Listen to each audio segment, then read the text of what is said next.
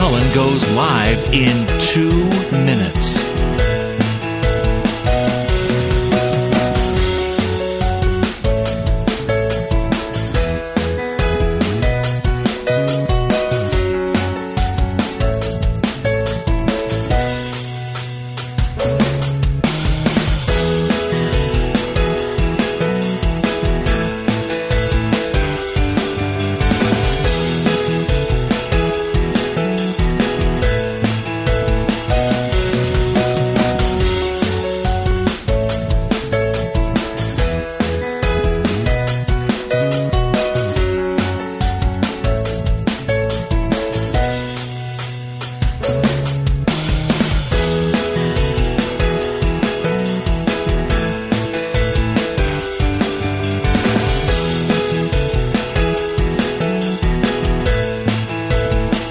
Lynn Cullen live in 1 minute.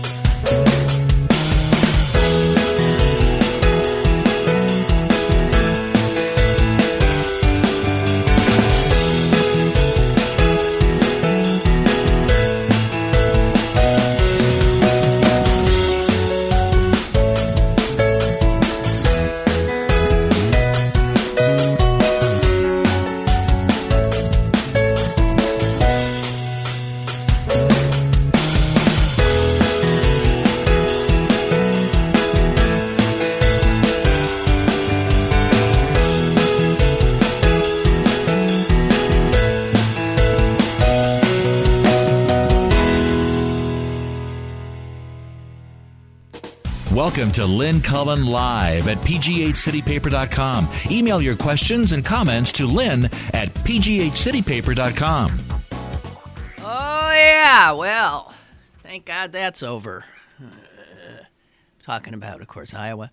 My sister is on the line from sunny Southern California, I think. Susan? Yes. You think that I'm on the line, or you think that it's sunny here? Sorry, it's just my voice. You're on the line, and I'm thinking it's sunny. It is. Okay, well, good. It's sunny here, too. I am looking at San Jacinto, which is the biggest mountain around here, and it's straight right in front of me with snow on the top. Mm-hmm. Because day before yesterday, it rained. Day before last night, it rained again. And when it rains on you, it snows on the mountain. Oh, no, here comes that damn strobe. I'll tell you when it's off. Susan, doesn't this seem like this happens more than once a month? Yeah, it does. Yeah, but it doesn't. Well, maybe that's just because time flies when you're older. That is what it is. Of course that's what it is. I don't like that. But, oops, it's another month? Yeah. Tick-tock, tick-tock. And you know what? I mean, some of us, there's so many ways that we mark out our lives in these ways. Okay, this is once a month, and it seems like every other week. And then I count my days in, in pills, and it's stopped. Okay, good. Well, it's the same thing out here. I mean, partly I was going when Mother and I made this plan. I was going, oh, maybe I'll leave in the middle for a week. I mean, how am I going to be there for 2 months? I'll die, and it's just flying past. We can't believe that. You're almost done. It's because there's so many people coming through here that it's clipping itself right off. Yeah. Are you guys finally alone for a while? We are alone for 3 days, and then we have our 2 out of the 3 of Mother's male cousins coming for the weekend. Oh, my God. Excuse us while we engage in some familial gossip, because I haven't talked to Susan in a week. Michael is coming. Oh, my God. That's a get. Yeah, I'll tell you. I'm gonna make us go out to dinner just so people think maybe I'm married to him. Yeah, he is. This is a gorgeous cousin of ours. Technically, we could marry him, right? Yeah. Yeah, Well, 'cause he's he's a first cousin once removed. I don't know how good that is. Yeah, but at this stage of the game, it's not like we're producing children or anything. Well, right. So why get married? But we digress. But the last time this guy does not travel or get seen or come out of his house or whatever much. But the last time we were with him, I was, smitten. Well, as I recall, there were several women at the dinner at my home that evening, and every single one of them, including my friend who offered to help in the kitchen. Right. Well, that's nice. Yeah, Regina still speaks of him highly. Yeah, right. Well, there you go. So, well, he's that's interesting. Yeah, we're stacking them up. We figure that makes life more interesting. Right. And then I blow in next week? You blow in, right. They leave. I'll wash the sheets, and in you come. Okay. Hey, guys, in case you didn't know, I am going. I'll be here next week, Monday and Tuesday. And then on Wednesday, I'm going to see my mom and Sue's. And I'll stay a week. So. And I even made dinner reservations for your last night in town at what is reputedly the best place to eat in the valley. Yeah. I hear all these raves all the time. Remember our great story? We have a great story to tell. Excuse us before we get to Iowa. But we have to.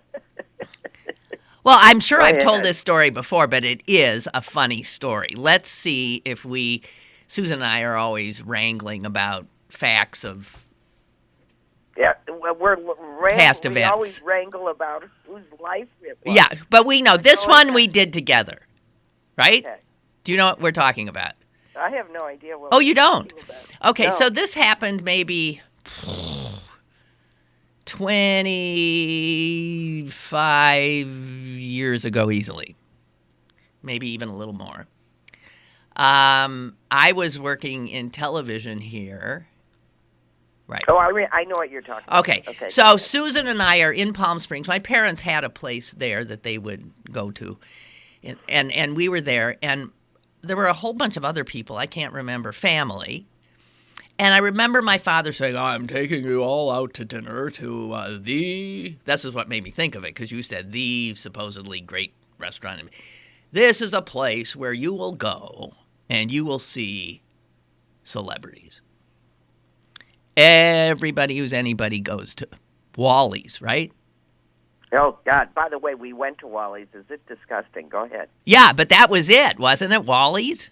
I think it was. Yeah, 25 years ago. Yeah, it was. Yeah. Frank Sinatra's always there.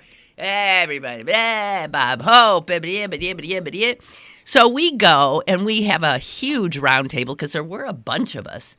And we're sort of up on there were a few levels. We were on like a secondary level.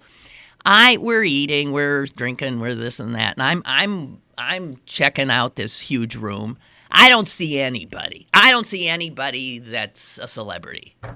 You know? Nobody that I recognize. Yeah, it turns out you're the celebrity. I was the celebrity. So I start giving my dad, grief. Yeah, you see a lot of celebrities. Finally, in the course of the meal, I say, oh my God, a celebrity. And I point, and I am pointing at a group of men who are walking in single file past our table and up into, I assume, a private room. Who had I seen? I had seen Art Rooney, Dan Rooney, and I don't know who the coach was. I don't know if I saw him. And then I saw, it was the Steeler owners and brass. And no one else at the table recognized these celebrities. I did. But I said, I have to come all the way to Wally's to see the Rooneys? I mean, so the Rooneys are here. And it turns out that this was, I guess, the NFL owners always met in Palm Springs they have a meeting. And so they were all there. And anyway, there were the Steelers, and they were ushered into some kind of a private room. And at the time, I was doing halftime reports for Channel 4, who was carrying the preseason games. So I traveled sometimes. I met people on the team. I did stories on team members, whatever. I had some... I knew... You were known to them. I was known to them, and So you said, Susan... I did. You said... Send them some champagne. Send them a bottle of wine or whatever. Send it in and let them know, you're here, and just send it in. It's a cute thing to do. So we called the waiter over or something and said, could I see the wine list? I'd like to send, a bottle in. The wine list came. I nearly plotzed. Another good Yiddish word, plotzed. I could not, Susan, the cheapest bottle. Susan, the cheapest bottle was like $150. I know, they redid the wine list. It's terrible. Anyway, go ahead. You could Susan, have found something. It was unbelievable. I couldn't. And I said, my God, I can't send the cheapest. I kept saying, go do it. Susan kept saying, well, you should do it. Just go ahead and do it. It's money well spent, and just do it. So I think I sent in a $200 bottle of wine. Probably. That's my memory. $200 bottle. Because it was the cheap wine. It was right up there with the cheap crap. And I said, in a $200, I said, will you please give this to the Roonies and, and I'll, tell them it's from Lynn Cullen. So,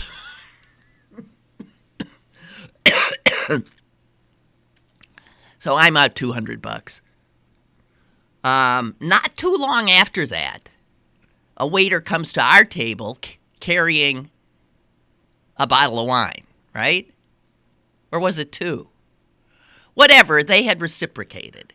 And when my bottle had arrived, someone there had said, oh, how nice. Why don't you, send the bottle over to them? Okay, end of story. We never saw each other, blah, blah, blah, blah, blah. About 8 months passes, I think, and the general manager of WTAE television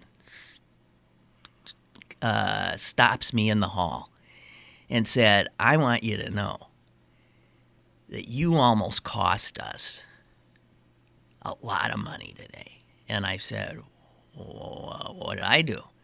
And he had been in negotiations with the Steelers over some kind of rights viewing. I don't understand. And Joe Gordon, who was at the time their sort of consigliere, Joe Gordon said to him in the course of these number crunching, hey, listen, you guys, you aren't, you cost us money in a lot of ways. Like that Lynn Cullen of yours. And he proceeds to tell the general manager that we were in Palm Springs and Lynn Cullen sends us a bottle of wine. We reciprocate. I don't even look at the wine list. I just say, send back the same bottle. He said, when I get the bill, I nearly die. The way I see it, you owe, and he started giving the GM shit because when the bill came, they were stunned. Well, why would they be stunned? But they were. Anyway, so it came, that's how it ended up coming back to me, that when they got the bill, they went nuts.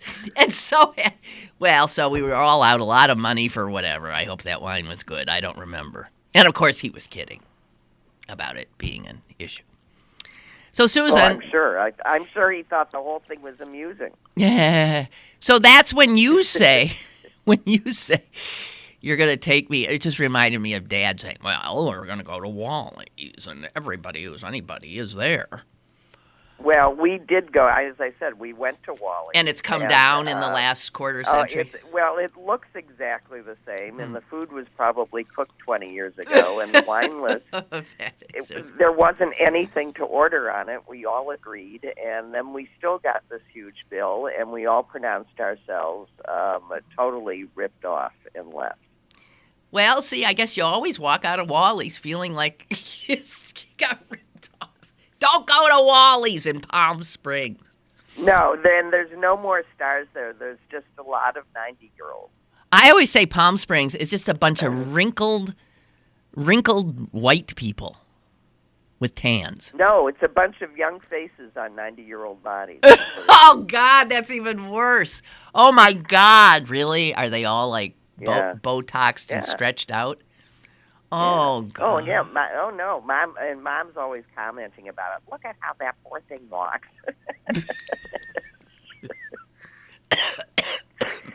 And I told you she's upset that the swimming pool is littered with old people, to use her words. Really? She doesn't like the old people are in her way when she wants to do her laps?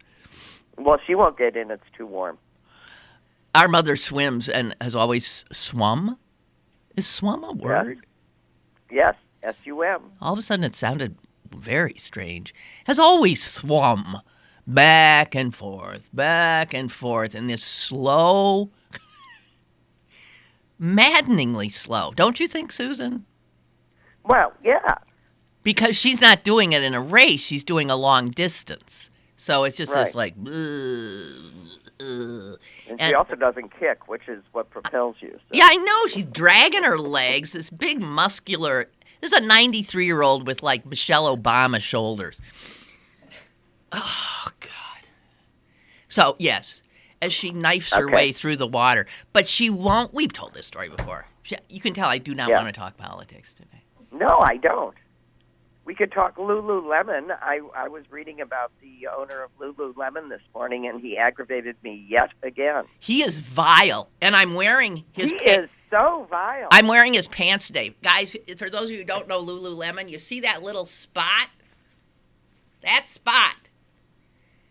That's their logo. What a place to put a logo, huh?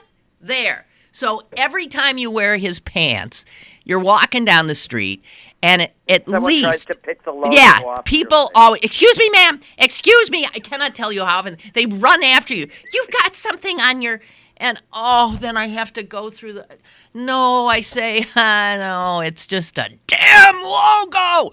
And in the elevator it happens, on the street it happens. It's amazing how many people stop you. Well, he's the famous guy. He's the famous guy that took his very successful company and ran it to the brink of ruin, right? By outsourcing to a different company, which used to a different manufacturer in some sweatshop, and when women bent over, you could see their tushes through the fabric. And he said it wasn't the fabric's fault; it was the fact that these women have big asses. And we all, for some reason, even those of us with nice little asses, stopped buying his stuff. So he's starting he's doing a new company called Kit and Ace, which is going for high-end cashmere, exercise to ball gown wear. And wait a minute, stop right there. Did you say cashmere and exercise wear in the same sentence? Yes.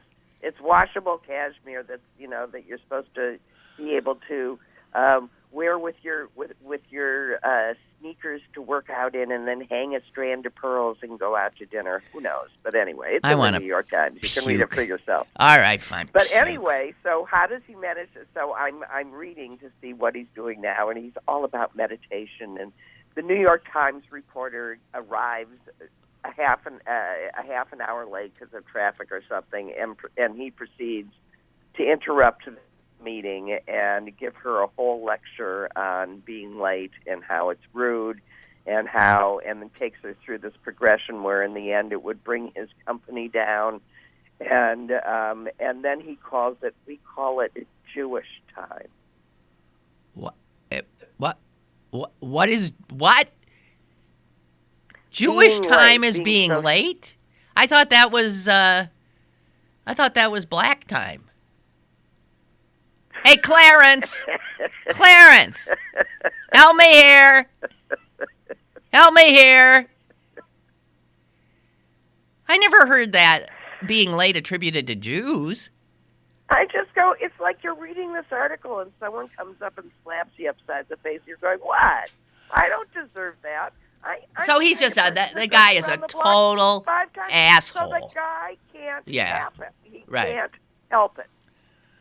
Yeah. Some people are just, he's like that guy, the want washable cashmere. Don't buy his next shit either. Oh, God. Okay, we got to stop this, Susan. Sorry. I really have nothing to talk about today, news. guys. That was right off of the news. All right. Was right out of the New York Times. Well, there's nothing else in the goddamn New York Times today. Susan. So I'm depressed because Cruz won. And I realized Mom yells at me. Wait a minute. Mom yells at me last night. Susan, Trump lost. And I said, so yeah, who won? She goes, Cruz. And I said, so where's the good news? Yeah, right. There's no good news. Trump winning would have been better. Good news. This is bad news. This is really bad. Here's another reason it's really bad news. I can not look at him, nor can I stand the sound of his voice. I literally react. I recoil at Ted Cruz. So that now that because if they were doing a Broadway musical with the devil in it, they can't. There he is. And he makes my skin crawl. He makes my skin crawl. I can't, and I've avoided him. He hasn't been like he's been, and I've been able to pull, disregard. And now, God, there he is, and I can't stand it. I cannot. Celine thinks that's funny. It's not funny, Celine. Oh, yeah. This is scary. What? Oh, my God. Okay, so here's the thing. Trump. Where is Clarence, by the way? I don't know. He's clearly not listening. I'm not kidding you. It's a thing. It's a thing he's made fun of, and I have too, about being late. But I thought it was always, if you're gonna tar an entire ethnic or racial group with it, I thought it was blacks got that one. Of course, blacks get more than their share of everything, but then Jews do too. So I mean, what do you? I never heard Jews. Jews are cheap and blacks are late.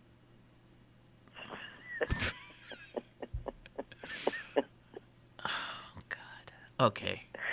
Anyway. Okay, so here's gratuitous to slap us with a new one. Anyway, go ahead. Okay, I don't want to go back to that. I want to go back to. I can't bear even thinking about him, Cruz. But now he's front and center, and he's feeling his oats, and it's only going to be worse. And did you see? And Trump, he was like gracious in defeat. If you want him to stop being bombastic, you beat him. And then he says, I wish you the best. That was very nice. I'm honored. Now he's honored to be second place. I mean, it's just weird. He's probably relieved. It occurred to him he might have to do this thing. So, he's going to try his hardest and accept defeat. Yeah, but losing Iowa doesn't mean anything. I mean, Bill Clinton lost Iowa. Ronald Reagan lost Iowa. I mean, odds are this is the beginning of the end for Trump, but he's got too many people who like him, but it takes away the whole braggadocio. Yeah, it does. Okay, and then but here's the thing.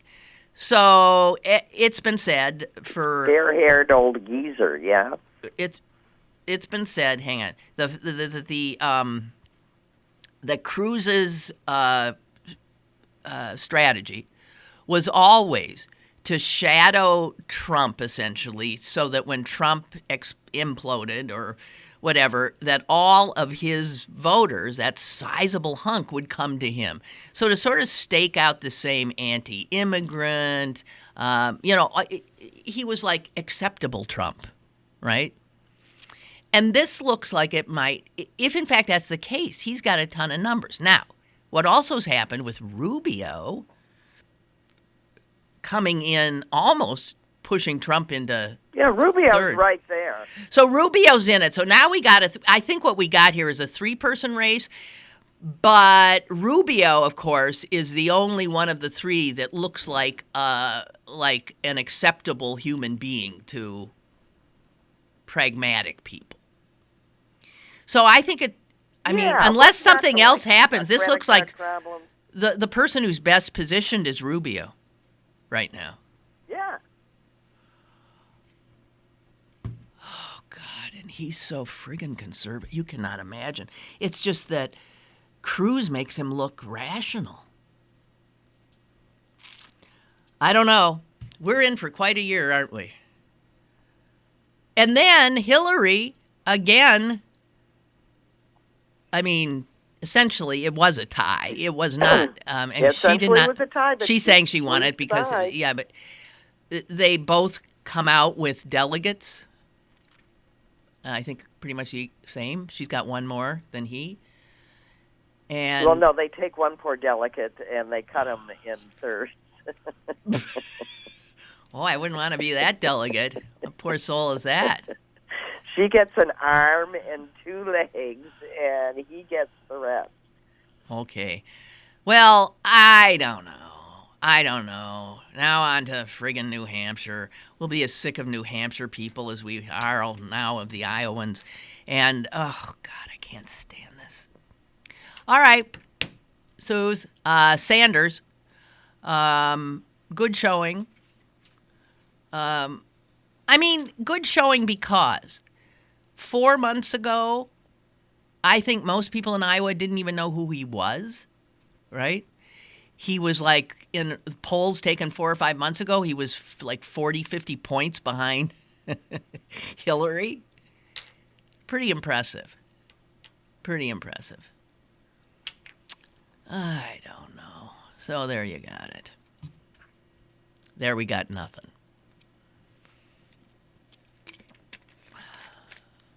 Gee, Susan, I got nothing here today. I don't have anything I want to talk about. Ho, ho, ho. Well, I tried to help.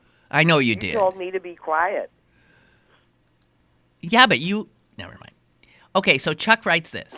Lynn, this is hardly a win for Cruz. Oh, I'm glad to hear that. Or for any of the Republicans. Here's a chart of the delegates that each won last night. Winning Iowa doesn't translate into a delegate advantage. So wait. So Cruz got 8 delegates. Rubio got 7. You're saying, no, but it's all about the perception, the ability to then attract money. And Trump got 7. Carson got 3. Bush got 1. And Rand Paul got 1. That's the breakdown. And he says in his speech... No, and it's about the visual. I just brought up the New York Times on my iPad and what's across the banner. But the 3 Republicans listed, one on top, Ted Cruz, Donald Trump, Marco Rubio. Ted Cruz is in a red band with the check next to his name. So the visual is, I'm the winner. Winner, right. And that's big. On the Democrat side, by the way, there is no red box with the check. Mm-hmm. Yeah. They are not giving it to Hillary. Okay, so it says, Chuck writes, in his speech, Cruz blessed Iowa, praised God, and read from the Bible. Oh, God. All for 1 extra delegate? Rubio and Trump could have just as easily claimed victory. Well, not true, Chuck. He did. It's not in terms of voters, he had more people. How the delegates get parsed, I don't know. And then there's this weird thing where Hillary, it had to come down to a coin toss. Do you know this, Susan? No. It's no. so... I full confession, I watched Antiques Roadshow. Good for you. Full confession, I was hanging pictures and stuff. I was not, couldn't. So, but anyway, there were 6 different caucuses where a coin was tossed to decide the winner on the Democratic side. To go into how that happened is so, it's impossible.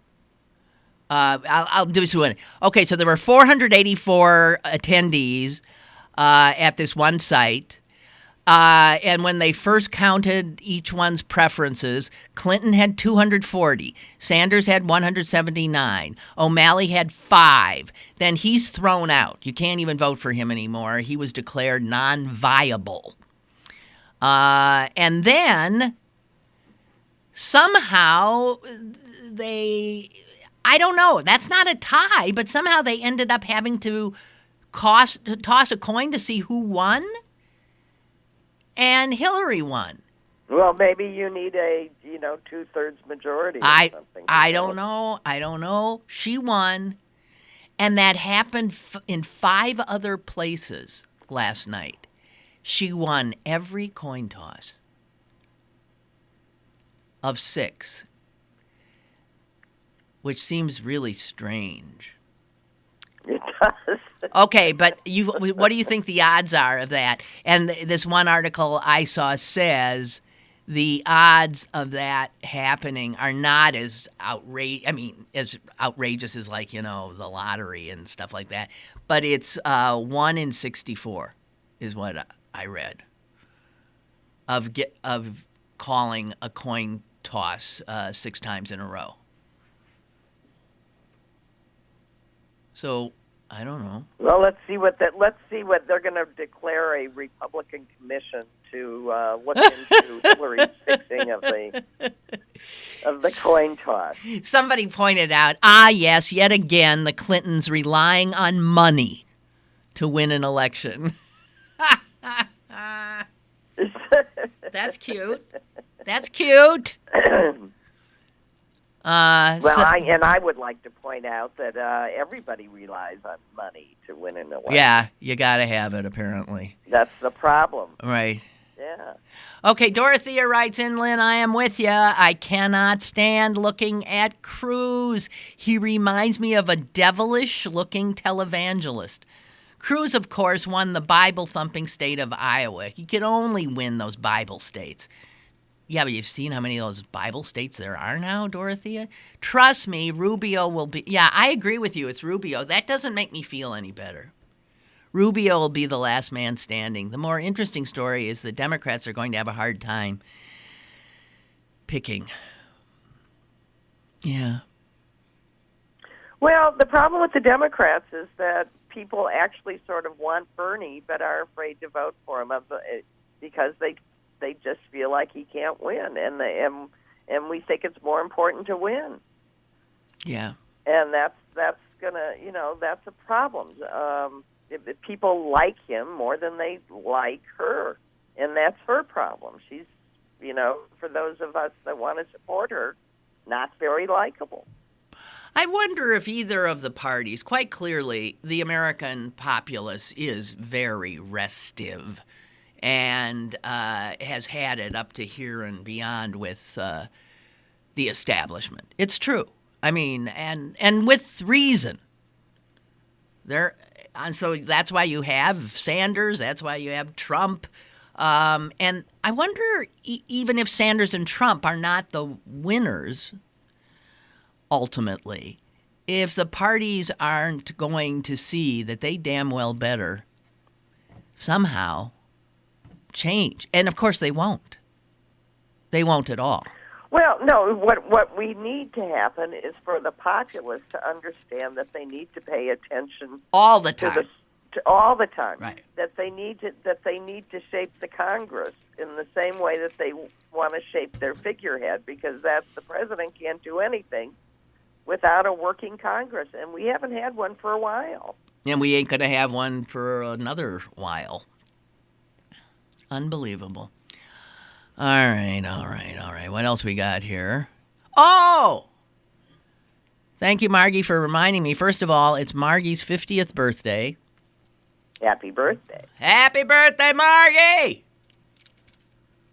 We can now sing it. Happy birthday to you. Happy birthday to you. Happy birthday, dear Margie. Margie. Happy birthday to you. We always sang it before. No, well, then you were breaking the law. No, then I owed money to who? Whoever owned the copyright for... Happy birthday. Yeah, and it just went into the public domain. Speaking of which, did you hear that Adele is a little pissed off at Mr. Trump? Yeah, because he's... Yeah. And where are you from, Miss Cullen? Yeah, because... Well, every election, people in the musical realm get to say to one candidate or the other, "Hey, stop using my music." So Trump was using her music?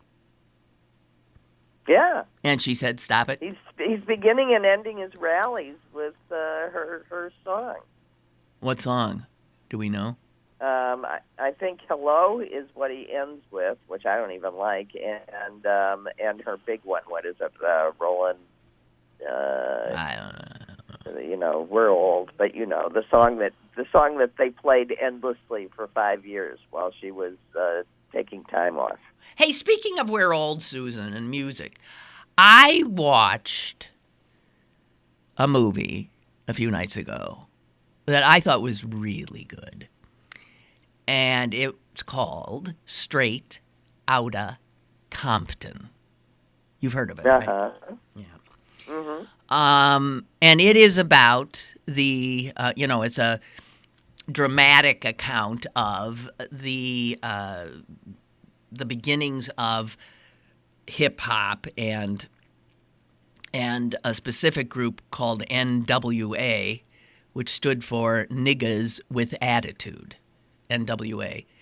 And you'll recognize the names, even if you're not a hip-hop person, of two, at least, of the three main guys.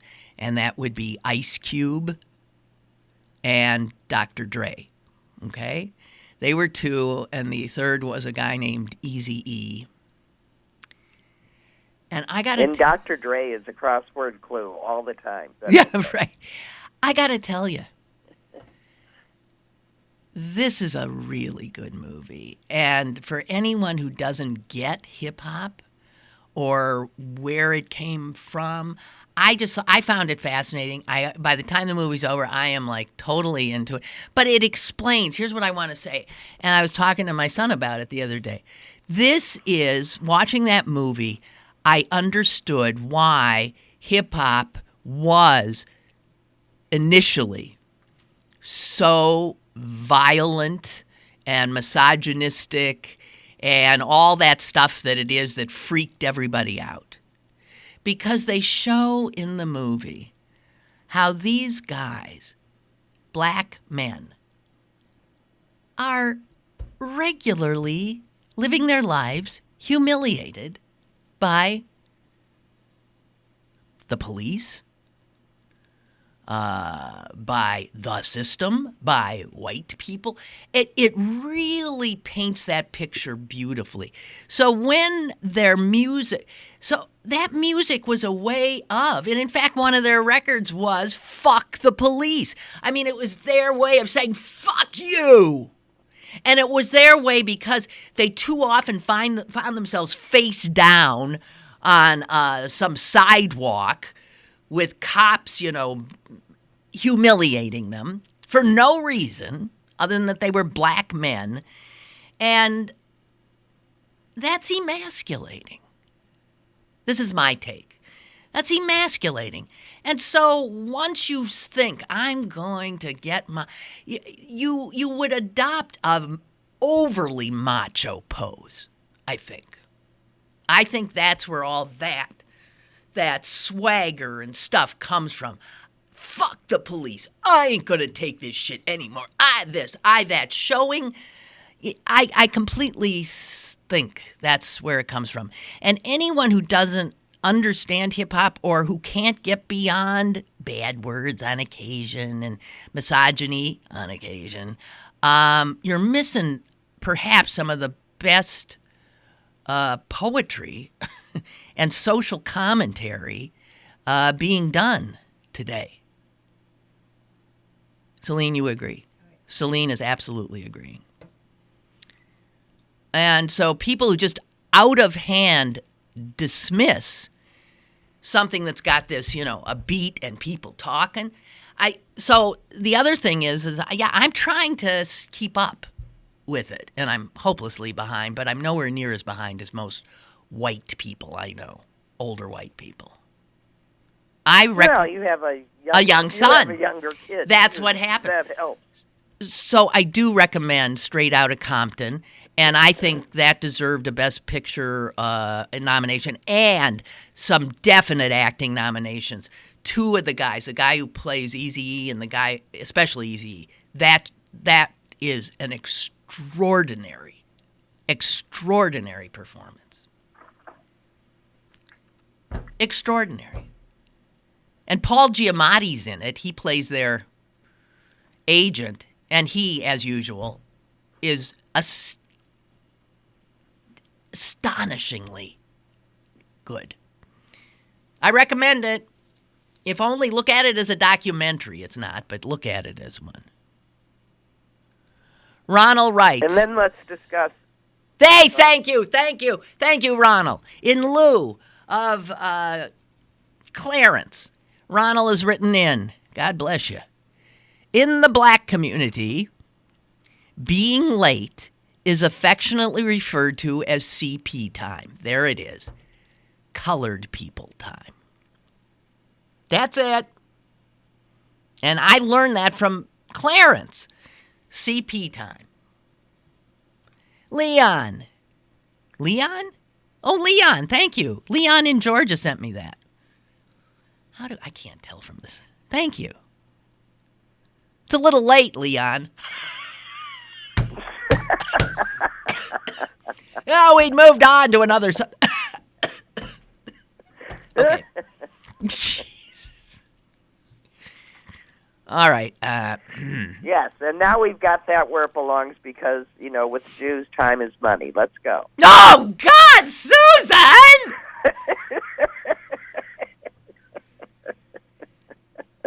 Time is money. All right. Suze, I didn't tell you that.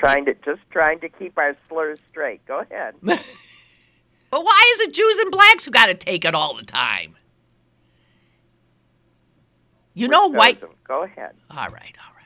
Hang on, just a minute while I take a swig. Okay. So, I'm sorry, Celine. Celine winced when I did that. I'm doing a lot of mouth noises? That kind of a mouth noise doesn't bother me. It's the sticky mouth noises.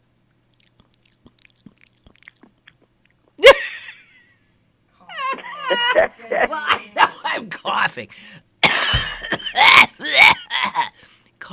Well, whatever. Anyway, so, Susan, yesterday on the show, I was sort of in a state because, there's that big tree in my backyard that no one would cut down because it was, there were utility wires going through it practically, and it was big and old and slanting and looking very scary, like it could take out a few houses, including my own. And I couldn't find anyone to take it down, finally did. And they started on it yesterday, and then when I went to work, and you know what? Cutting down a tree is to me like so awful. Do you know? So, yes. Yeah, not. Anyway. No, I totally get it. It's like killing a living thing. It's killing a living thing that's taken years and years and years to become who it is. So I asked them after we could cut and look at it. They figured it was about 90 years old. Anyway. Are you going to do anything with it? Well, yeah, I didn't take it. That tree was so high. I don't know what the footage was. But It was simply astonishing how these guys did it. I mean, because they couldn't use equipment because they couldn't use because my yard is such that you can't get any equipment in there. So they did it the old-fashioned way. And there were like 7 or 8 guys. That's what it took. One up the tree. And unbelievable. And then making these bullseye drops onto a landing pad in my backyard, not breaking the bricks that are there, it was just mind-boggling how well they did it. But, and they were a funny bunch. I had a lot of fun with them. But anyway, I was, so now the tree is, it's down, but we left that big, huge trunk that's there. If I'm sitting in my backyard now, I can't even tell that the tree has been taken down because all I ever saw of it was that huge trunk, and then the rest was covered by other, I can't explain it, but so it's still there. We left a huge, I'd say 12 feet easy, more, 15 feet. Just standing there. Well, good. I guess. I'm sure my neighbors will say, "What the hell? Why didn't she? What am I Why looking didn't you at take this the thing?" rest of it down? I know. 'Cause I can't. I'm going to do something with it. Well, you can carve it into something. Yeah, but I don't like carve those it into things, those something. carving it into those carvings are like, if I could figure out how to. Bear. Yeah, see, no. If I could carve it into something that was what I would abstract. Do is I would take it down and make a beautiful piece of furniture. I know. It is. It's beautiful oak. Beautiful oak. And I thought it'd be all hollow inside. It's not. It's just. But no, it's gone. They took it away. I kept one big hunk, one big circle, and I'm just going to use that as like a plant stand outside and stuff. It's beautiful. Whatever. Hello. Hey, Lynn, it's Mike from D.C. Mike, save us from ourselves here. I bought a house inside the Beltway in D.C. on a 0.6 of an acre wooded lot. Oh. And all the houses around me had 30, 40 trees on it. I've been here 5 years, and 2 of the neighbors totally cleared every tree. And most of the neighbors have taken at least 1 or 2 trees down in 5 years. And the reason that it bothers me isn't because it's a living thing. Bacteria is living too, but I still use Clorox. It's that trees are there for our well-being. Yeah. They give us oxygen to breathe. A tree in your yard lowers your cooling by $35 a year. I know. Why are we cutting them down? I don't know. And I cut this one down because it was dying. This was euthanasia, right. and also security, because it could have really taken down a huge transformer and a few houses. I mean, I'm was surprised the electric company Duquesne. didn't take it down for you. They were called in, took a look at it, and said, "No, we'll pay." They didn't. Nobody wanted to do it. They were willing to have the outage. I think they saw it as so problematic. I mean, this heroic guy who climbed that tree, and then these guys who somehow managed to lower, with ropes and stuff, and just miss these. It was a fascinating thing to watch. I was blown away by their skill. Did they tie a rope onto the limb, and as they cut it, guys pulled it toward them? Yes. Yeah, I see them doing that in my neighborhood too. I have a tree that's leaning toward my house. Yeah, this one is too on mine. So stupidly, I called my homeowner's insurance and said, do you cover if the tree falls, taking this tree down? And they're like, no, you have to wait till it hits your house before we'll pay. Oh, right. You have to do the damage first. I don't know, but people cutting trees down, like that somebody would buy a property with a stand of trees on it and take it down. Are they insane? Why didn't they just buy a suburban lot? Yeah. I mean, there are millions of those. Why take the one that has a whole bunch of trees on it and chop it down? Oh, God, it makes me sick. And, it makes me sick. That are investing in water now.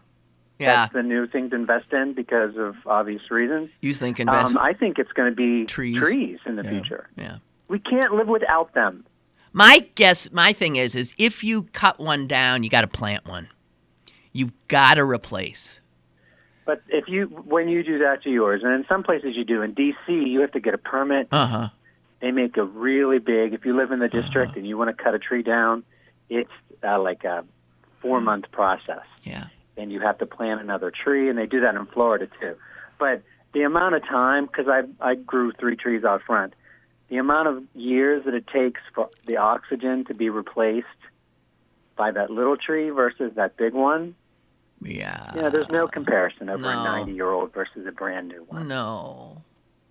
And also, their homes, they provide homes for birds and for squirrels, and they're beautiful. And, jeez, it's beyond me. Beyond me. And they shed leaves, which turns into mulch, which not anymore. Ground. They shed leaves, which we rake up or blow at decibel levels, unbelievable. Stick in plastic bags when they would have. We're insane. We deserve everything we get. And it won't be us that are getting it. It'll be Susan's kids. Susan's kids. You know what I mean? Or Sam's kid. It won't be us. No. Susan. She's left. What? No, what are you doing? No, I haven't left. I'm thinking about my kids being sent. No, I was thinking about my home in St. Louis, where my lot was surrounded by native woods, where they'd never been touched, where you could go out and find arrowheads, and wildlife and total privacy. It was really something. And then my neighbor to the east decided to take trees that separated our house and just mow it God, down. how can people do it? And first of all, what I looked at her, she said, "What do you think?" I said, "It looks like a forest fire. It looks like an act of violence. What were you doing?" And she said, "Well, we just took down there." I said, "Well," and then they left. And then they moved to Seattle. God only knows what they'll do in Seattle. What carnage they've created there. I don't know. I'll tell you, I don't get people anymore. Mike, but the thing that Lucky, I loved about those, remember standing in my backyard and then at night you would just go out there and look at my trees? Yeah. No, it's gorgeous. Beautiful trees, and they made noise. Yes. I mean, there was always wind going through them, and they... Yeah, I know. And they talked to each other, and they communicated with each other, and they made this beautiful noise. Trees are my friends. Yep. Mike, are you there? I'm here. Oh, okay. I feel like everybody's falling asleep on the phone. No, we're listening. We're letting each other talk. We're all getting contemplative and thoughtful. Woodman, spare that tree. Susan, I was going to read that poem to the guys, and I chickened out when I saw. Do that. No, when I saw how really sort of heroic and frankly frightening their job was. No, there's nothing more. I thought of you, Lynn, when I saw The Big Short. Have you seen The Big Short? Oh, I think it's fantastic. But the very end of the thing, it said about truth. Truth is like poetry. Nobody likes poetry. Right. Oh, dear. Except for you, of course. Yes, but I mean, I think Woodman Spare That Tree is more doggerel than poetry, but it's still, yeah. Hey, thanks for the call, as usual. Hug your trees. Bye. Bye. Ansel writes, Lynn, one of the more interesting things I heard last night was that Cruz's wife Heidi is a VP for Goldman Sachs. Yeah. He often criticizes the big banks, but his wife is the vice president of Goldman Sachs. These people are shameless. I mean, they're shameless. They're shameless. I don't know what to say. And there was this interesting story. I saw it, but didn't have a chance to read it. And this is a subject we've talked about in the past, how football is at some risk simply because the more we know about these injuries, the fewer athletes will be willing to. The system's going to die from the roots. So here's a local sports story. Wednesday's a big day for high school football players, as thousands around the country will sign letters of intent that mean they have formally accepted a college scholarship. Here, a big standout goes to Mars High School. His name is John Costello. He has been offered a lot of scholarships from a lot of colleges, but he ain't going to take it. He's turning down more than a dozen football scholarship offers, and he's doing it because he doesn't want his head ruined. He wants to live, right.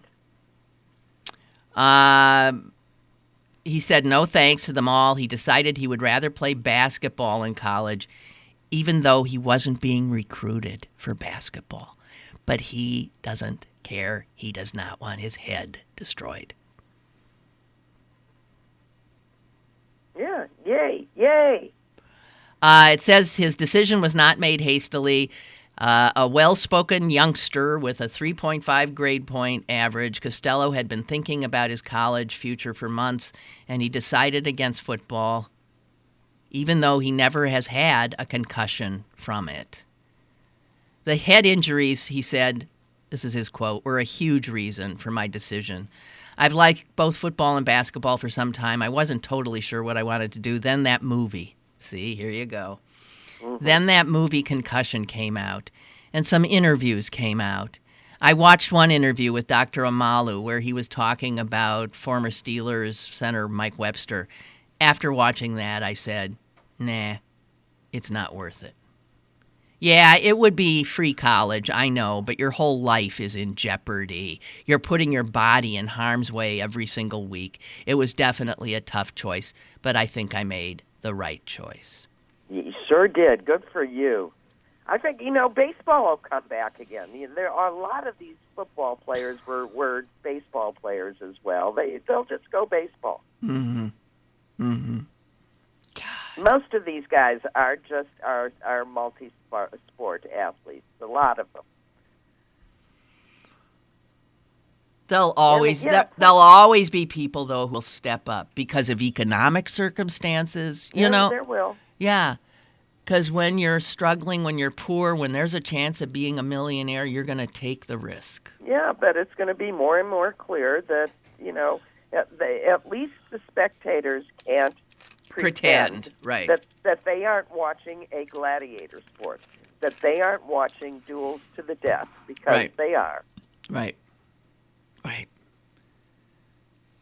Kurt writes, to me, Ted Cruz's face has that too much cold cream sheen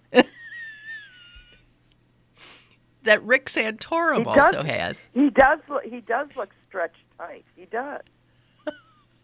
Cold cream. That's a blast from the past. Uh-huh. I suppose we still have cold cream. We just pay 500 times more for it, and it's got, they put a little scent in it. Right. And, package it differently, and that's it. Claim that there's solid gold in it, right? Yeah. And they charge $300 a bottle, right? Carol tells us that Ted Cruz will be preaching 2 services at a church in Point Royal, I assume that's Texas, on Valentine's Day. Ugh. Oh, vile. Oh, vile. Suze? Yes? I don't know. I'm just... and Cruz. I can't. I won't. Where are we moving? Canada? Can we go to No. And that's what I've told Sam. There's nowhere to go because the world is in jeopardy. Yeah, the world is in jeopardy. Exactly right. So there's no running from this. There's no running from the choices being made by our fellow Americans, as we say. All right, so Suze, out there in the land of, what'd you say, wrinkled old people, 90-year-old bodies with young faces. With smooth faces. With those smooth faces. And blonde hair. All have blonde hair, smooth faces, and old body. Well, surely they do stuff for their bodies, too. No, they don't. They think they clearly only have head mirrors. Because it's sort of this sight gag. A sight gag. Like I remember a Bugs Bunny cartoon where the shot is from behind of a real shapely and gorgeous long-haired woman playing the piano. And Bugs comes toward her or something, and she turns, and she's hideous. I mean, or something like right. So it is that sort of like, what? I mean, it doesn't fit what we assume, our assumptions. It's like somebody cut out a face, somebody else's face, and pasted it over, what should be there. It's just very silly looking, honestly. But they all think they look lovely. Who are they kidding? They do. I don't get it. Beyond me, I don't get it. Okay, well, I just want to say to the audience, thank you for hanging in with us on what was, I think, not... If you did. To the 3 people still out there, I want to say, I know this wasn't... We're sorry. Yes, this wasn't quite up to snuff, but then even Babe Ruth, I believe, did not bat 1,000. Isn't that true? Suze? That's true. That is true. Okay. Well, hi to Mom, and I got to call you sometime so we can actually talk. Okay, feel free. Okay. Goodbye. Goodbye, and goodbye to you guys, and maybe there'll be some stuff to talk about tomorrow that I find interesting as opposed to the horror of American politics. God help us.